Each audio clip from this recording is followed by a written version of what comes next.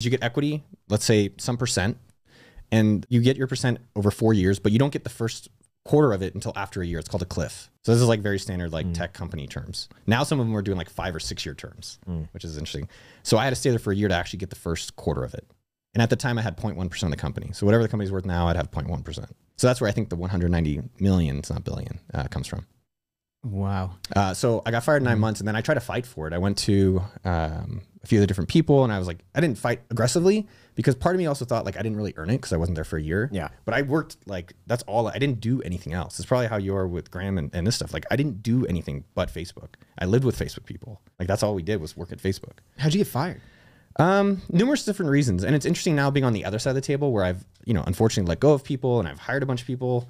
I think in the beginning I got promoted, I even got raises because I was excellent in the chaos, and I was excellent when it's like, hey, there's 30 people, just figure stuff out. And I didn't want to, nor was I skilled enough to scale with the business. Like they got to, it was about 150 people. So 5X growth. I was number 30 and at 150. And so there's people at AppSimo that are growing with our company from when it was 4 million to now, hopefully this year we'll do 100 million plus. And some people are able to scale really well and some are not. So I think that was number one. Number two, kind of what you were saying, your dream was to be your own boss.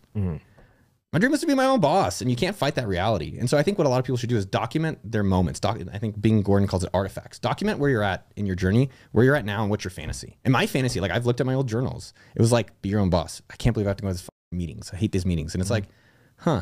So as much as I was disappointed, I knew I had a dream of something else. And third, I thought the company could do better press.